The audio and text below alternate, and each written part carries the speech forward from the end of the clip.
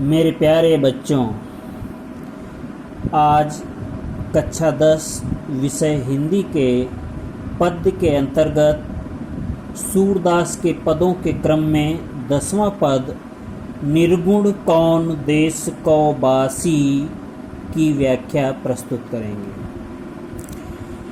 निर्गुण कौन देश को बासी, मधुकर कही समुझाई सौहृदय, बूझती साच नहासी।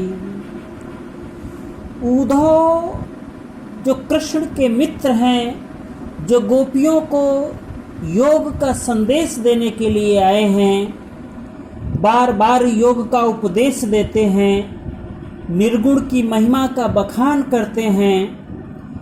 आज उसी पर गोपियां चुटकी ले रही हैं, उद्धव को निरुत्तर कर रही हैं। वे निर्गुण भक्ति करने के लिए जो गोपियों को प्रेरित करते हैं, बार बार कोशिश करते हैं, लेकिन उल्टे गोपियां खींच पड़ती हैं। और इसी समय एक भौरा बीच में आ जाता है।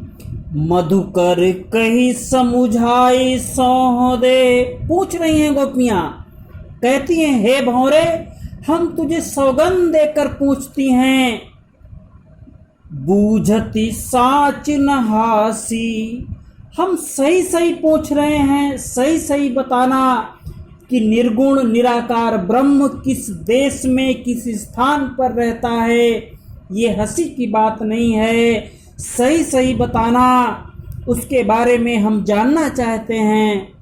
को है जनक, कौन है जननी, कौन उसका माता है, कौन उसका पिता है, कौन नारी को दासी, और कौन उसकी पत्नी है, कौन उसकी दासी है। अर्थात उसके बारे में सच सच बतलाना, पिता कौन, माता कौन, पत्नी कौन, दासी कौन, और साथ ही साथ ये भी बताना कैसो बरन भेष है, कैसा उसका वर्ण है, उसका वेश कैसा है, और किही रस में अभिलाषी, और ये भी बताओ कि उसका रंग कैसा है।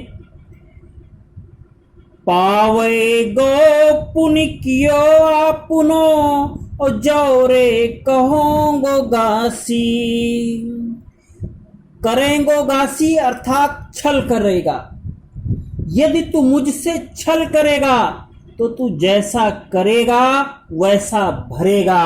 अर्थात अपने छल कपट पाप का फल तुझे स्वयं भोगना पड़ेगा। इसलिए सही सही बताना, कौन है निर्गुण, ब्रह्म है कौन आखिर। हे भौरे, तू सही सही बताना। सुनत मौन होए रहो बावरो, बावरो यहाँ उद्धव के लिए कहा जा रहा है।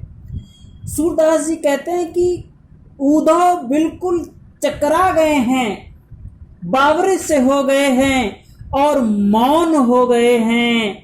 सूर सबे मति नासी, सूरदास जी कहते हैं कि गोपियों के इन प्रश्नों को सुनकर मानो उद्धव की सारी बुद्धि नष्ट हो गई, वो पागल सा हो गया।